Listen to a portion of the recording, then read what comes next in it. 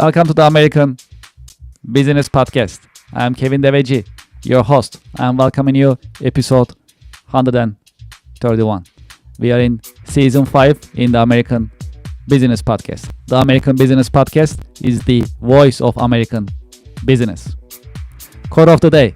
As you know, we have a great partnership with missionstatements.com, and here is the quote of the day. It is impossible to live without failing at something unless you live so cautiously that you might as well not have lived at all, in which case you have failed by default. Today's number, 28.1. That is the size of the US book publishing industry in 2022. Great. Well, we have a special guest today in the American Business Podcast. I'm going to invite our guest to our virtual stage and I'll get the conversation started.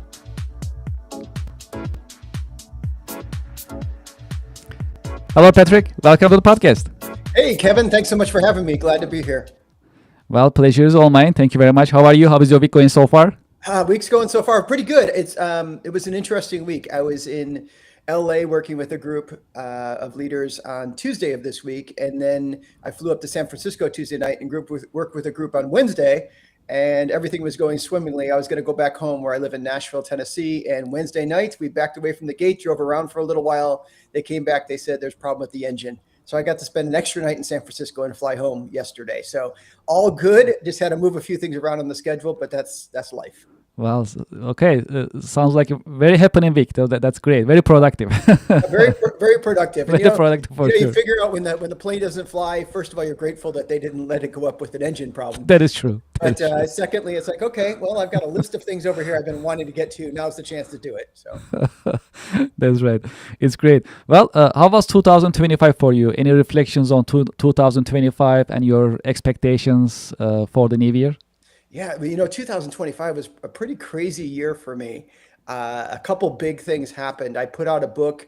You can see it over my shoulder if you're looking online right now, but it's called Disrupt Everything and Win. And I wrote it with James Patterson, who's the world's best-selling author. You had a quote there from J.K. Rowling a few moments ago. And to the best of my knowledge, there's only 2 authors on planet Earth right now who have made over $1 billion US dollars writing books, and it's J.K. Rowling and James Patterson. So wow. we put a book out last year with James Patterson. It was based on 3 years of research around it. So that was kind of great to get that book out there, hit the New York Times list, which was wonderful. And then at the same time, Jim Patterson and I signed a partnership with a company called Franklin Covey. People know them because Stephen Covey wrote 7 Habits of Highly Effective People back in 1989. And they do a lot of leadership development work around the world with their clients. And we signed a license agreement. So they actually built a course based on the book and launched it around the world back in November. So it's been a busy 2025, which was great. And then we just fly right into 2026. Been doing a lot of speaking, a lot of working with clients, and just kind of traveling the world. Next week, I'll be in Austin, Dallas, Phoenix, and then Virginia, DC area, and Atlanta right on the back end of that. So it's been busy, but really good year. Yes, that sounds great. Well, let's dive deeper into our conversation. And I allow our audience to know more about you. Would you please introduce yourself and your organization to our audience and to our listeners? Yeah, happy to do it. I think as far as introduction career-wise, I guess I'll start with family first. How's that? I'll change it up. Sure, sounds great. Absolutely. So, I've been married. It'll be 35 years this coming summer. We met when I was 5. No, we met in college and got married. And 35 years ago, we have 2 children. They're both adults. Our daughter's in her 30s. Our son's right toward the end of his 20s. They're both married. Congratulations. And, That's great. It's great. As parents, absolutely. When our son got married a couple of years ago, I was his best man, which is a pretty cool thing, right? That's like something you never put on your list. Like I hope to someday. That is true. Who knew, right? Yes, that's exactly. True. And people would be like, "What? Doesn't he have any friends?" No, he had friends, and he still chose me. And I have 2 grandchildren, which they live only a couple miles away, which is awesome. And then as far as work goes, career goes, I joined the military pretty early in life. I was 17 when I enlisted in the National Guard. And then after college, I went and thank you for your service. Yeah. It was a pleasure to do it. I'm glad to do it. And it was a great experience for me because I wasn't really going anywhere in life. And I think the military helped me out in that regard. So I was in the military on active duty from 1991 to 1997. I went through infantry school and airborne school and ranger school. So I jumped out of planes and ran around the woods. I was an infantry platoon leader and company commander in the 82nd Airborne Division. And then I got out of the Army and I went to consulting. Somebody I worked with in the military said, "Hey, check this place out. I work at KPMG." And I'm like, "What does that mean?" And they're like, "You wear a suit every day and you work on PowerPoint presentations." I was like, "Okay, I'll give that a shot." And then it just kind of clicked for me. I felt like working on projects was really good for me. I felt comfortable going into situations where I didn't really know the outcome and we had to figure it out. I like the idea of how consulting, at least in my experience with it, you go into a client's situation and you're in their world, but you're not of their world, which means you can go from one client to another and pick up things along the way. So after I did a few years at KPMG, I started my own consulting business, which I ran with my wife. And for 12 years, we ended up having offices in 4 cities in the US. And we sold that back in 2012. A former partner of Deloitte bought our company from us. So we sold that. And I was like, okay, what am I going to do now? And along the way, I'd gone back to school a couple of times, picked up my PhD, and I decided I'm going to put that to use. So I started teaching at Vanderbilt University in Nashville, Tennessee. And up until recently, I've been the director of undergraduate business for Vanderbilt and full-time professor. And now I'm on a leave of absence as I go out and change the world with this new book. So I guess I break it up, Kevin, in 3 areas: military, startup, and then the university. Yeah, this is really a great journey. How about your day-to-day work experience? How is your day typically look like, and any exciting, challenging parts of your work on daily basis? My days, I don't have a very specific day depending. I guess it depends on what I'm doing at the moment. So if I'm home and I'm working from my home office, like today is one of those days, I usually do a little bit of writing in the morning. I'm always working on another project. So I have a book coming out later this year that I've been working a lot on. We're trying to get the final manuscript wrapped up. So I'm working on that, do a few interviews or podcast interviews like this or other interviews, meet with my social media team and talk about those things because they're so important in today's world. So a lot of kind of meetings and writing time. Then I do a fair amount of traveling for work. When I'm out traveling, if I'm speaking for an audience, I kind of have a very specific routine I follow when I speak for audiences. So let's say I'm speaking at 9 a.m. I'm up by 6. I always go down to wherever the room is at. If it's in the hotel I'm at, set everything up and then go to the gym and then come back from the gym and get ready for the day and go down. That's kind of my rhythm. And a lot of times I'll speak during the day at an event and then catch a flight to another city and do it again the next day with a different group of people. And everybody, it's fun because everyone's different. And even though I'm drawing from the same material, whether I talk about this current book or books I've written in the past, I'm drawing from the same material, but it's always different how it's delivered because the audience's needs are different. So yeah, I'd say I kind of have my work from home days and I have my on the road days. What is the secret of your success? Well, I don't know if I've been successful. That's up for you on the judge. But I guess my thing is that I guess I got myself into a groove of working in a type of work that I'm pretty decent at and I really, really enjoy. And I'm not the one who says, like find something you perfectly love and every day is going to be perfect, because it's not that way. Some days you just got to do the expense report, and I don't want to do the expense report, but you have to do it. But I would say I try to spend 80-90% of the time doing stuff I really, really love. And I'm fortunate that there's enough people out there that value what I love that they'll pay me for it. So that's probably been the secret of my success, to focus on stuff I really enjoy, do as much of that as I can, and just pour myself into it. How do you see the state of consulting industry nowadays from your point of view? It's interesting, right? AI is changing so many things. I think consulting's feeling that for sure. At the university, we had lots of students who had come out of the program I was teaching and decide to go into consulting. And I'm sure there's still many of them, doing that every year. But I saw the consulting industry changing in that regard pretty early on. They were kind of slowing down hiring younger consultants to come in. I think a lot of it is because technology is doing many of the things that junior consultants would do. In fact, I think sometimes how do you groom or develop a new consultant into a firm? If somebody's 25, 30 years old or something like that, they come into consulting. Back in the quote unquote day when I was doing that, that was you made PowerPoints and you worked on models in Excel and you did all the things. Well, a lot of those things are done by technology now.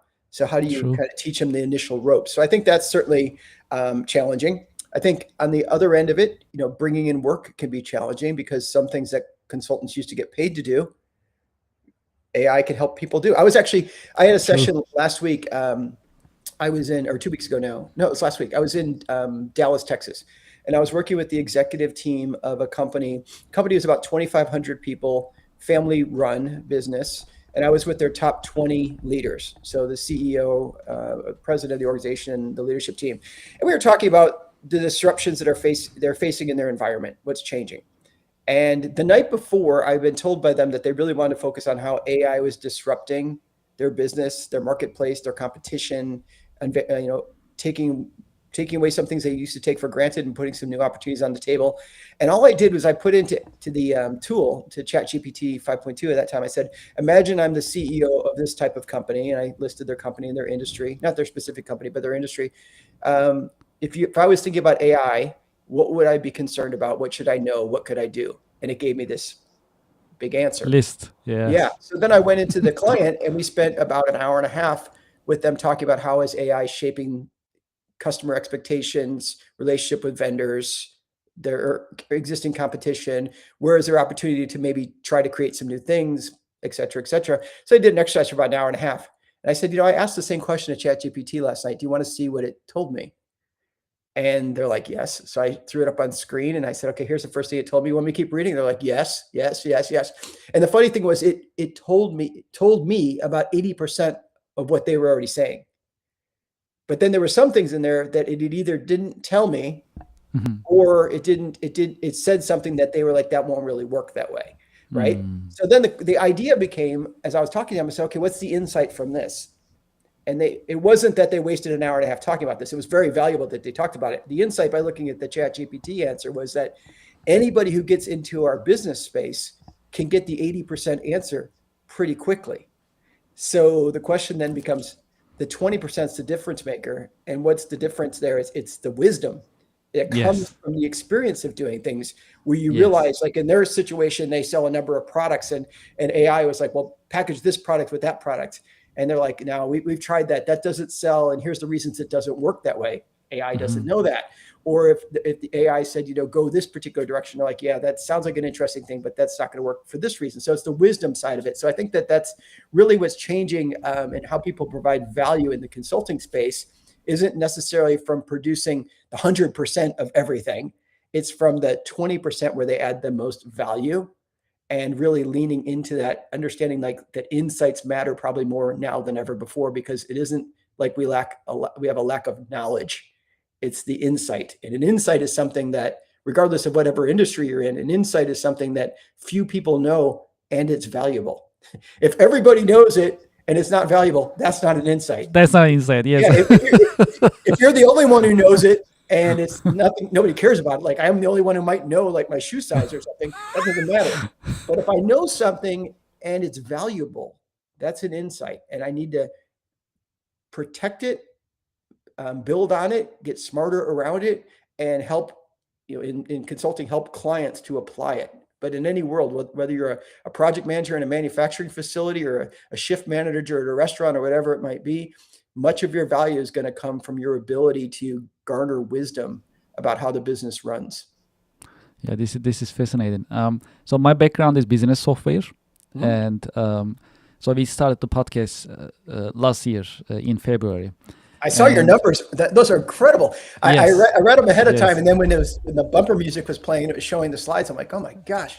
Yes. Obviously you're scratching an itch, Kevin, which is great. Yes. Actually, yeah, that's true. And even in terms of consulting, I now started to consult companies in terms of how they can start their podcast. Either they can partner with us, the American Business Podcast, or I just basically consult them with their existing podcasting. See, that's the thing, is I could go on ChatGPT and say, tell me how to create a podcast, and it would give me a bunch of information, but you have the school of hard knocks that has taught you certain things. That is true. That's true. That's the differentiator of what you bring to the table. That is true. And actually, I asked about our podcast to ChatGPT, Gemini, or Copilot, and others. I asked to different LLMs, and they analyze from their own point of view. Like I say, hey, how did it grow so fast? What did they do, etc. So share some insights itself. So, but still, there are some parts that's missing, and that's the insight that you just mentioned. Yeah, no, it is. Ultimately, it becomes down to like think of any of these AI tools or these large language models as they are my thought partner, not my thought leader. I'm the thought leader. Yes. Well, but you actually brought a really important point earlier. So if we are eliminating entry-level jobs in a way because we can utilize technology now to perform those tasks, then how we gonna grow the workforce in the future in terms of helping them come to a next level? That's a legitimate question. I mean, we all gotta think about. So how we gonna do that? Then eventually we're gonna be are we going to be relying on the machine equipment just with the AI? Is it what's gonna be? So that's a big question mark. There's a disconnect there nowadays. That's how it looks like it, which is concerning in terms Yeah, I of. think there's a disconnect on that. I mean, this is just me on the outside looking in, but just thinking about building a firm, like, oh gosh, how do we build kind of the bottom of the pyramid, if you will, of all the new Yes. employees coming in? But I think there's also lots of other concerns we have in regard to, I worked on this project at the university. We have a thing called the Wondery, which is a wonder and foundry kind of coming together. It's an innovation center at the university, and we were working on different projects. And of course, this was several years ago, so we were doing like more like process automation, robotic process automation type of work, and some model building before AI became so commonly used. And one thing we talked about is, well, if we take this process, let's say we work in accounting, and we take this process that typically a bookkeeper was doing, debits and credits, entering them in all day long, and we automate it. Well, the nice part about that is then the bookkeeper can do all the stuff that's uniquely human, the creativity, the analysis piece, the blah, blah, blah, blah, blah. And it makes a big assumption that they want to do those things. Not that they're not capable of doing those things, just that they even want to. They don't know what it even means to do it. So how are we going to upskill or reskill or just develop people to meet the need of something that seems to be moving so quickly we don't know where it's going at this point? In fact, James Patterson, my co-author, and I, we were on Squawk Box, which is a morning cable show. And Patterson said to them, he goes, every day you have people on here talking about artificial intelligence, and they all tell you where it's going to be next year. They're all lying. They're full of baloney. Nobody knows where it's going to be next Nobody year. knows. Nobody That knows. is a good point. We don't, because see, this is our 131st episode, right, in the American Business Podcast. I talked to more than 100 business professionals. I mean, solid, right? So I asked similar questions, and AI is a very popular subject. That's why we keep bringing it up, and love to get the insights from our guests. And we get a mix of answers. I mean, some say, hey, LLMs, they don't know anything, not yet. Don't believe it. Don't use it much. Forget it. Other group says, hey, we don't know. Just like you said, just use it as a tool, but then, we'll see what's going to be. And another group says, hey, it's going to be all AI, will take over all the workforce eventually. There's another group. And there is another group that I also met in these conversations. And they say, we don't need AI for every single thing. We also need to address some fundamentals and some examples that we talk about in different episodes. That was another one. Like we get these all the time in software business. Like because AI is popular nowadays, they come to us. They're like, how can we utilize AI in our company? Yeah. And then we start talking to them. Well, before AI, before having a software, like they need to have some structure in the organization, for example. Yeah. So certain things, whether AI or a straightforward business software cannot address. So some things are really structural or cultural in an organization. They need to address. Then business software can come, AI can come, because eventually they are tools.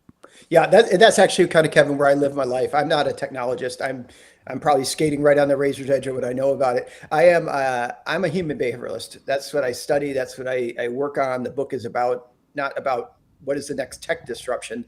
The book is about how do we deal with disruption and use it as fertile ground for innovation and progress in our lives and in our work.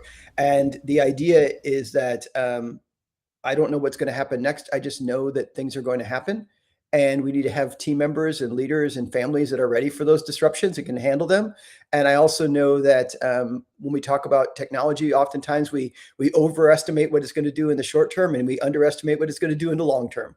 So, I remember when the internet came out and everybody, if you have a web page, you're going to be a millionaire. Yes. And that wasn't necessarily true, but over the course of time, it's changed so much of almost everything we do as far as having the web. So I think that what we can do is we can recognize that it's kind of interesting, with all the talk about AI, what I hear more often nowadays than ever before is like, what does it mean to be human? And what does it mean to lead people?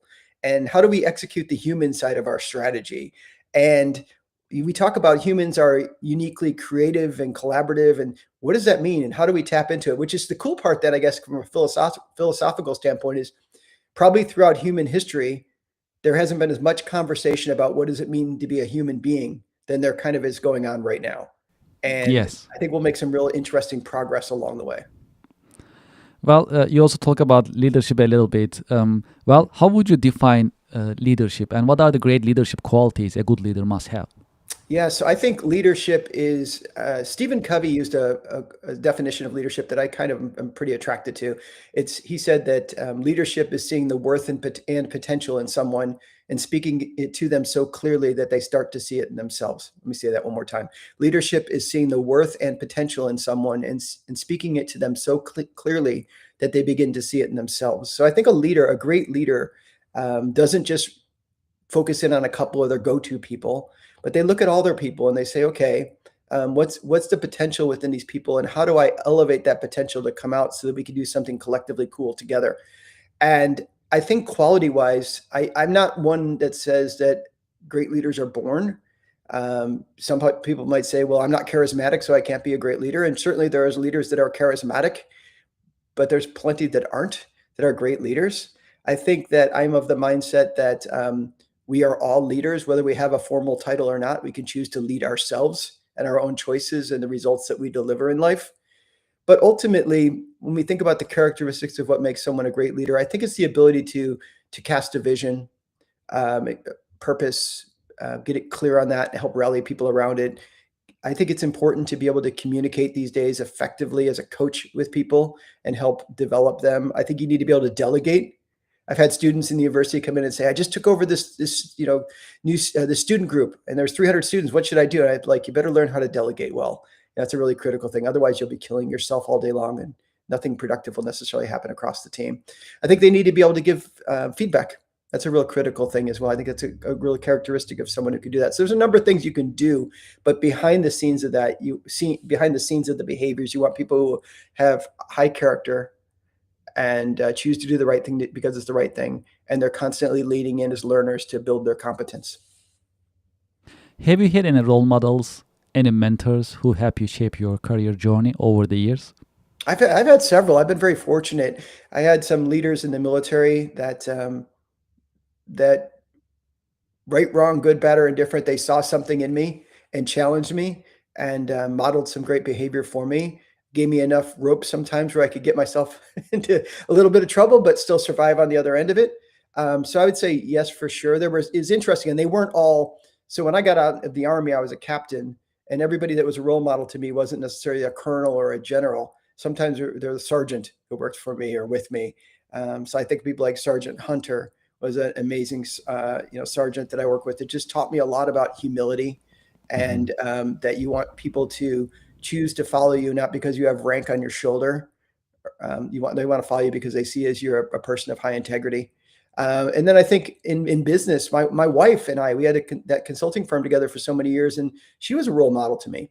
She was also my wife, and we were both had children together. So we had different roles, but one of her roles was she mentored me because there were some things that she's just inherently good at that I'm just not as good at, in vice versa. So I think that, in many ways, she's been a role model to me. I think when I was going back to school and working on my doctorate, the person who was the advisor of my doctoral committee, a guy named Derek Lane, was really good as a role model because he was great at showing me, like, what does it mean to care about your students, and also he would just challenge the heck out of us to read more, learn more, do more, and there was more in you. So I think I've been very fortunate to have several role models throughout my life. Some in retrospect, I realized how brilliant and wonderful they were to me. Sometimes it didn't feel that way in the moment, and others where I just knew in the moment, I'm like, gosh, I'm just standing in the right spot at the right time. If there is one key career lesson that you learned the hard way, what would it be that you can share with us? I learned a lot of lessons the hard way. Actually, I've had students before at the university. They'll go, "Oh, Professor Ledden, I read your LinkedIn profile. I want to be more like you. How can I do that?" No, I don't know why they want to be more like me, but suggest they did. And they would talk about my resume or something like that. And I would say, it's great that I have the resume out there, and I'm glad you found it interesting, some things I've done. But let's be clear, most of the lessons I learned were in the white space. the times I screwed stuff up or made a big mistake or whatever it might be. And that doesn't make the highlight reel on my resume, but that's where I learned a lot of stuff. So I would say that, I've probably learned a few more lessons from the School of Hard Knocks than I needed to.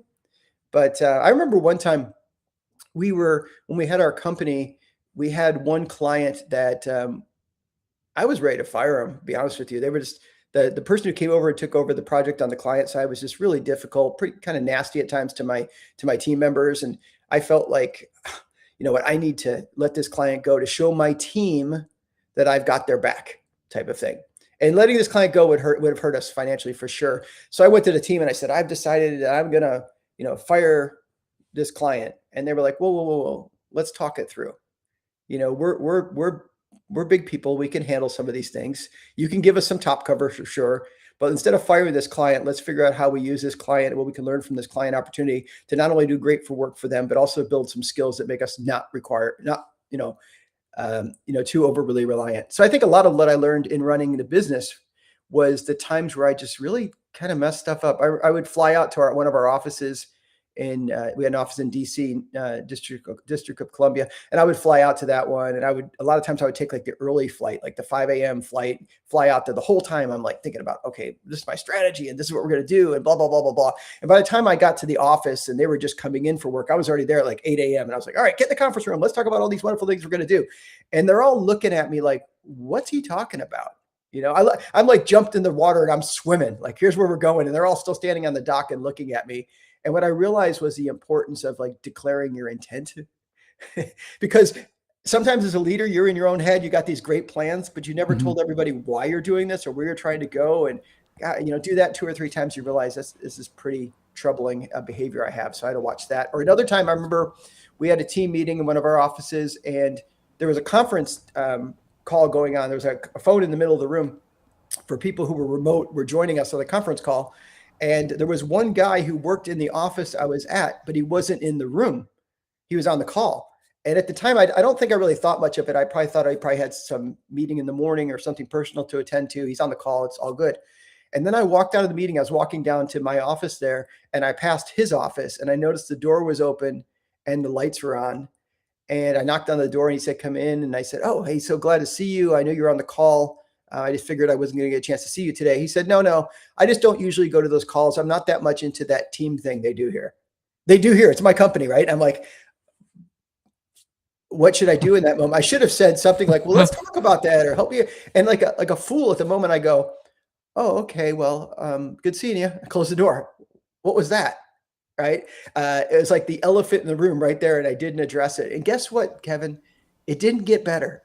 In fact, it got worse. He kept withdrawing himself more and more. Eventually he left the firm. And I thought, it all in my mind always goes back to that moment where I should have stepped up and had a conversation about what do you mean you're not that much into team things? Help me understand that. And here's where we're trying to go. And here's what, that I didn't do any of that. I was just kind of caught off guard, got busy and never went back to it. And I'd look at something like that and go, that was a mistake. So my point would be that the elephant in the room doesn't get smaller on its own. It just gets bigger and bigger. And all of a sudden you have a 14,000 pound pachyderm walking around your office. And you as a leader need to watch out for that. Yeah, that's a great insight and a great lesson that you are sharing with us. That's amazing. Well, what are your interests and passions outside of work? I know it sounds so funny to be like, oh, I love to hike, but I love to hike. I mean, I like to read books and hike. And I know that's like the default setting on LinkedIn, but I do, I've hiked a few pretty decent mountains. I hiked Kilimanjaro with my son, which was a lot of fun.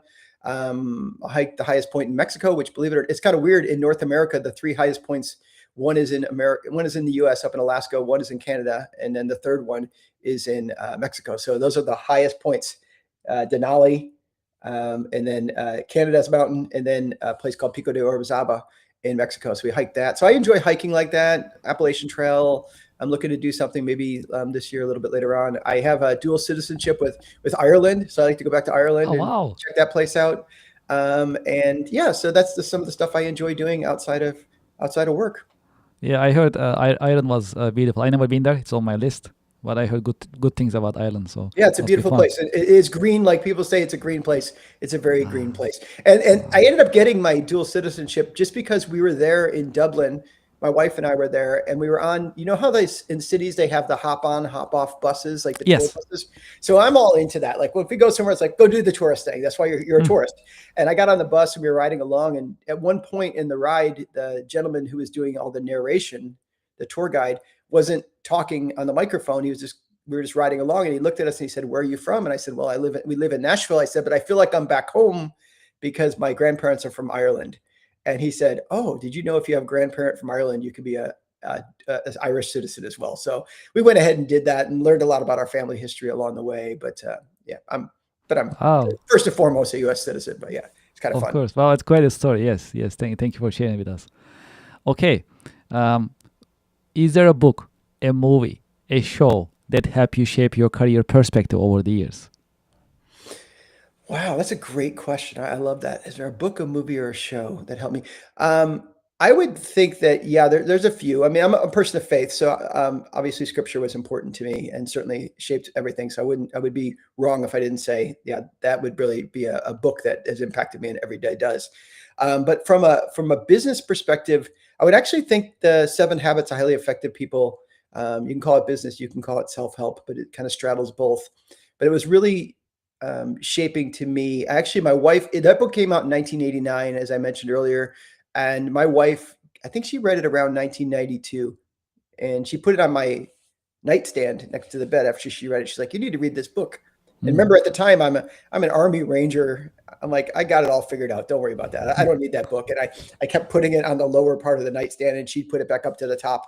And then I eventually read it. And I'm like, wow, this is really interesting as far as how he laid out the Seven Habits of Highly Effective People. That's why it's so interesting to me now that fast forward 30 plus years later, and Franklin Covey, the company he started, is now taking our book and turned it into a course. It's kind of a full circle moment for me. But I would say that those are a couple of things that have shaped me. And then there's some things that have shaped me, like movie wise, that I guess they've impacted my perspective over the years, just because I saw them at, you know, different points in my life, like the movie Back to the Future, seeing that in the 80s, you know, right around the time I'm kind of getting out of high school, and just seeing a movie like that is just kind of fun from a perspective of like the creativity of it, but also like the idea of traveling forward and back in time and how you can change things with little decisions you make. So yeah. What is the best business career advice that you ever received, and what is the worst business career advice you ever received? I would say the best career advice I've ever received came from my father, who's 94 now. And Oh, he told all of us, you know, he had a really good work ethic. He installed phone lines with the telephone company for 30 some years. I think he was there 38 years at the telephone company installing phones and never had a sick day type of thing. Now, he probably went to work sick, no doubt. And we're in a different era these days. I don't encourage anybody to go to work sick and get other people sick. But what he did mhm. show was just working hard. And he used to say to me, he said, don't say, if somebody offers you a project to work on, or your leader asks you to do something, just say yes. And you never know where saying yes might get you. So I think that's been a pretty good piece of advice that I've tried to follow. And some of the scariest stuff I've done is from saying yes, but some of the greatest stuff I've done is from saying yes. And then, especially if you say yes and you don't know exactly what you just said yes to, but that's growth.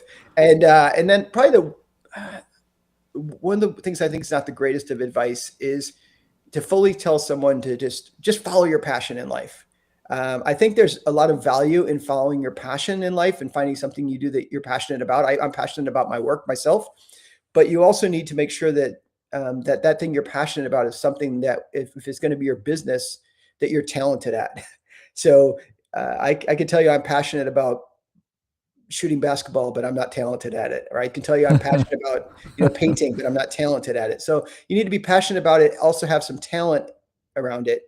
And then lastly, it's got to be something that people will pay you for that meets the need in the world. And I think if you Mhm. can overlap those three things, it's great. But if somebody tells you just follow your passions in life, I think they might be giving you not the greatest of advice if they don't say also make sure you're good at it and keep working on your skill set.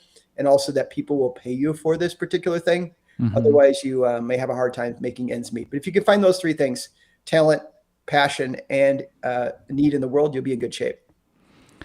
What is your career advice for the next generation professionals? Yeah, working around college students for a long time, there's several different things that stick out to me because most of the students I would work with were undergraduates, 18 to 22 years old. Some things I would tell them, I'll share a couple things if you don't mind. One thing is that, Sure. it's still a human game. Life is a human game. It's a team sport.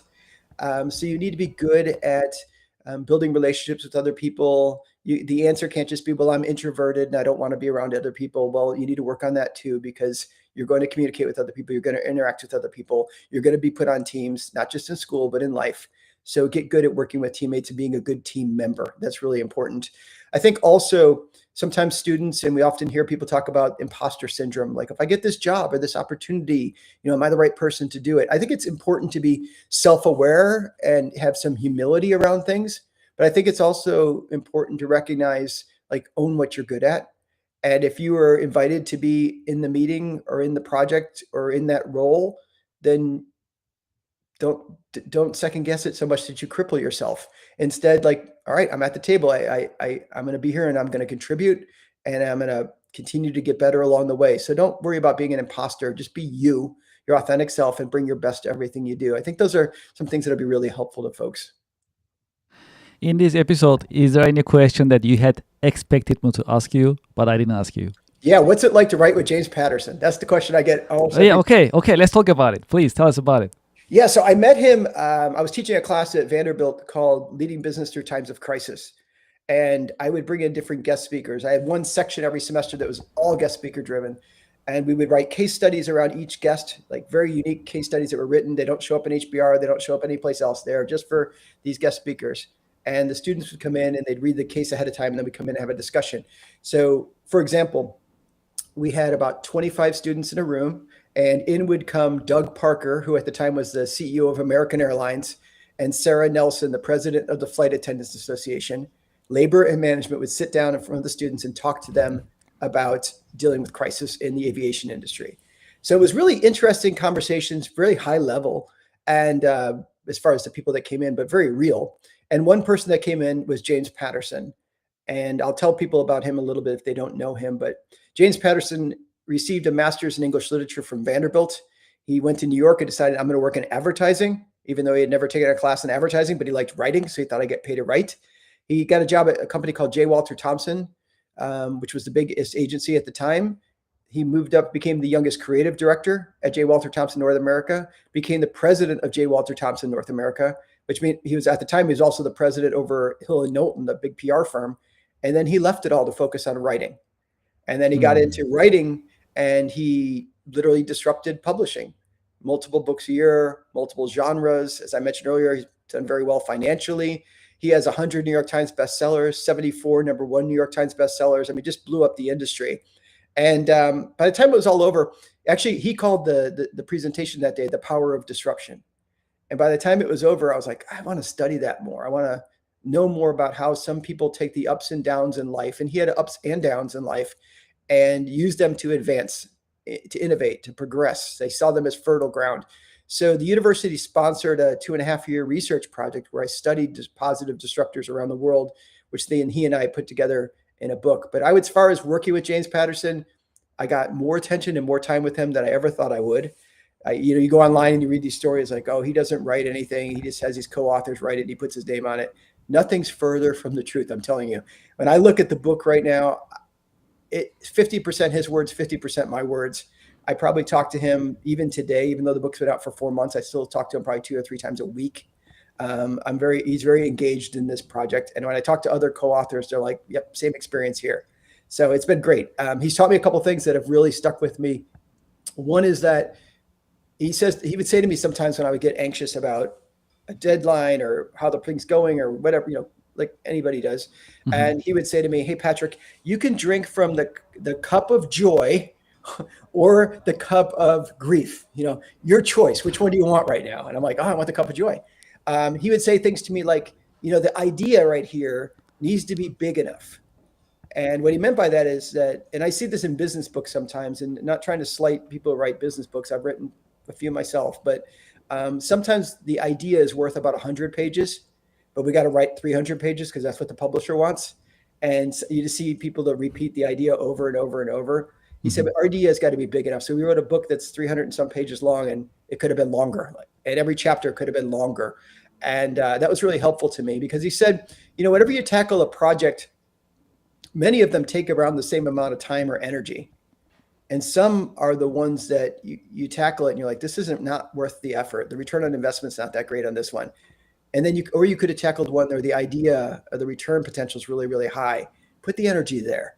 And that makes sense. But sometimes we get so far into a project. And there's probably people listening to this right now that are so far into a project right now. You're like, I know it's not going to get us the return, but I'm already 70% in. We're afraid to pull the cord on it and just call it a day. And he would say to me, if it's not big enough, don't keep doing it. As he told me, and he told audiences when we're out speaking, because some people are like, why'd you write this particular book, James Patterson? And he would say, because he would say that my time here is finite. What can I do most beautifully? And he felt like this particular book helping people realize when a disruption comes toward them in life, good or bad, instead of just reacting to it, you should choose what to do and lean into your strengths and achieve some different results. And that's really what we're trying to help people do, is recognize that you might have a big vision of what you want to do in life, but you're going to get disrupted along the way, and let us help you think through it now. As the guy from American Airlines, Doug Parker, when he talked to class a couple times, he said to the students, I love this line. He said, a crisis is not the time to start making introductions. That's what Doug Parker said. And it's so true. Wow. A crisis is not the time to suddenly go, oh my gosh, I should know Kevin. I don't know Kevin right now. I wish I'd known him. Well, know Kevin now, not when the crisis hits. And the same thing is true in disruption, good or bad. Don't wait for the disruption to hit. Start thinking it through. Know yourself better and what you want and where you're strong at. And that's really what we want to try to help people do. But working with Patterson's been a blessing to me and a great experience. And I consider him a friend. We have a little tradition in the American Business Podcast. So we have a question coming from the previous guest for you to address, and I'll ask you to leave a question here with me so I can ask to our coming guest. So here is a question from our previous guest for you. How are you addressing innovation gap in your company? Well, because this is what I do with companies all the time, this kind of timing is interesting. The course that we work with Franklin Covey is called Disrupt Everything, Innovate for Impact. So I think that what I do, and what I would continue to do is the same thing that I go out and talk to clients about doing and share with the world about doing, is to recognize when you see a gap in your organization. A lot of times right now, Kevin, I'll talk to CEOs. I'm very fortunate. I get to talk to a lot of executives, but also a lot of frontline team members, which is great. When I talk to executives, with all the disruptions that are going on, whether it's AI or tariffs or supply chain issues, or you list it, whatever it might be, and guess what? There's going to be new ones next year. They're going to keep coming. A lot of those senior leaders, they have a vision of where they want to take the organization. Right? They're saying, okay, in the face of all this, and with our history and what we're strong at, here's the mountain I want to go up next with the team.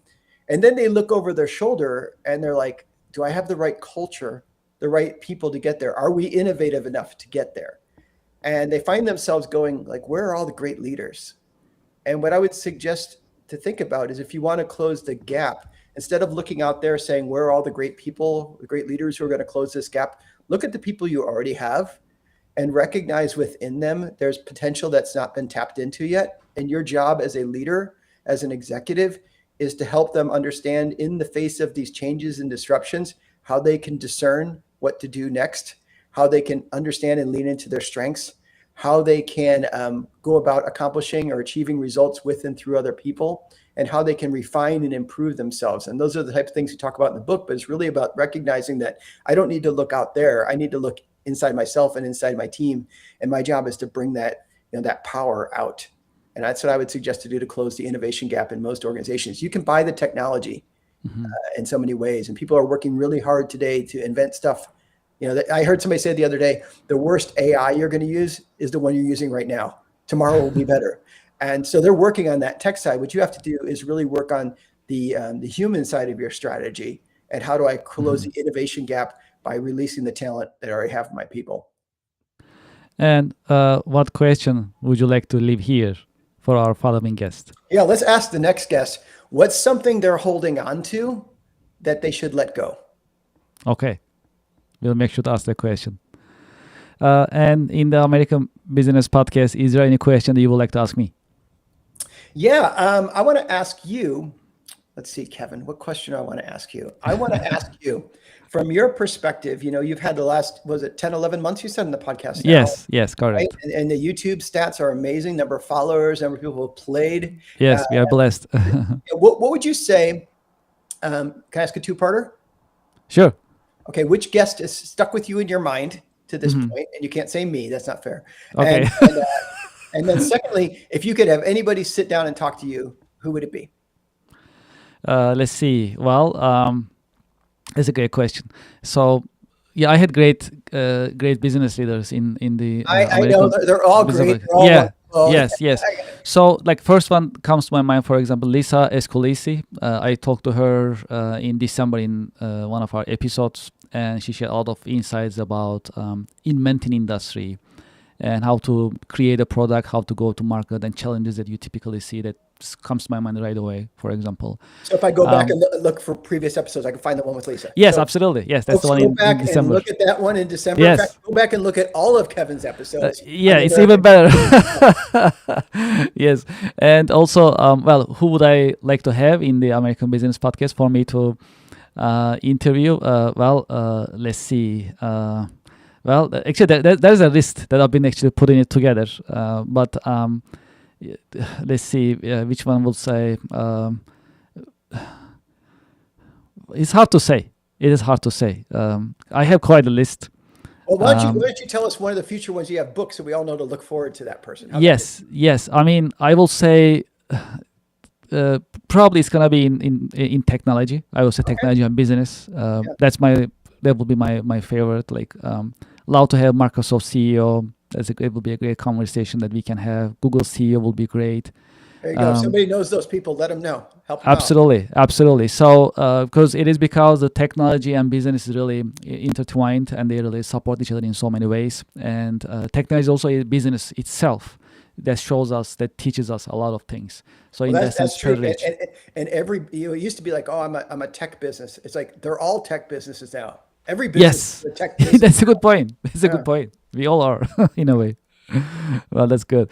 Okay. Well, for those who like to be in touch with you and who like to continue the conversation with you, what is the best way that they can get in touch with you, learn about your organization? Yeah, probably the best way is just use my name, patrickledden.com. That's right there, patrickledden.com.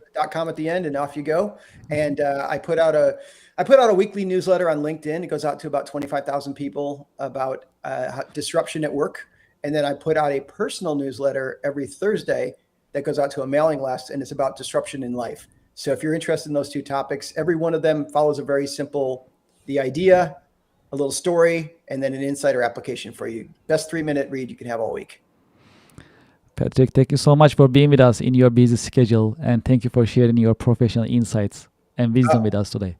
It was an honor, Kevin. Thanks for having me. Congratulations on your success. And everybody listening, make sure you tell 5 other people to check this out. If you do that, Kevin's going to be a real happy guy. Yes, appreciate it. Thank you very much. Pleasure is all mine. Thank you. And to our audience and to our listeners, we'll be right back after a short break. Thank you very much.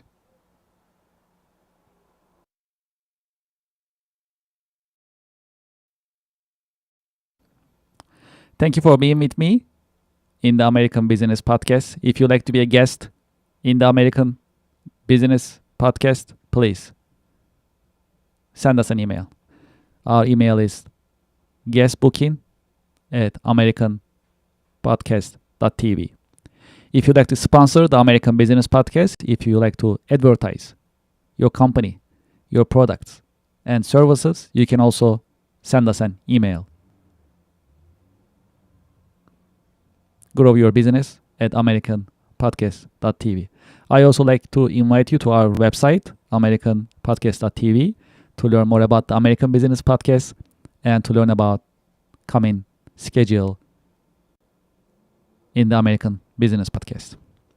Well, we are trying to also have more followers in social media. If you are active in LinkedIn, please scan this QR code and subscribe to our LinkedIn page, and we'll appreciate your support. If you are active in TikTok, please scan this QR code and subscribe to our TikTok page. We'll really appreciate it. If you're in Instagram, please scan this QR code, share, like, and support us in Instagram as well. And Facebook, if you're active in Facebook, please scan this QR code and follow us on Facebook as well. We'll truly appreciate your support. As you know, YouTube is our flagship channel and we are growing very fast in YouTube. If you haven't done so, please scan this QR code and subscribe to our YouTube channel, like, share. Also add your comments in the chat box. So let's get this conversation rolling, going together. We truly appreciate your support. I'd like to thank you for your help, for your support, and for your interest. I'm looking forward to seeing you in the coming The American Business Podcast episodes. The American Business Podcast is the voice of American business. Thank you very much.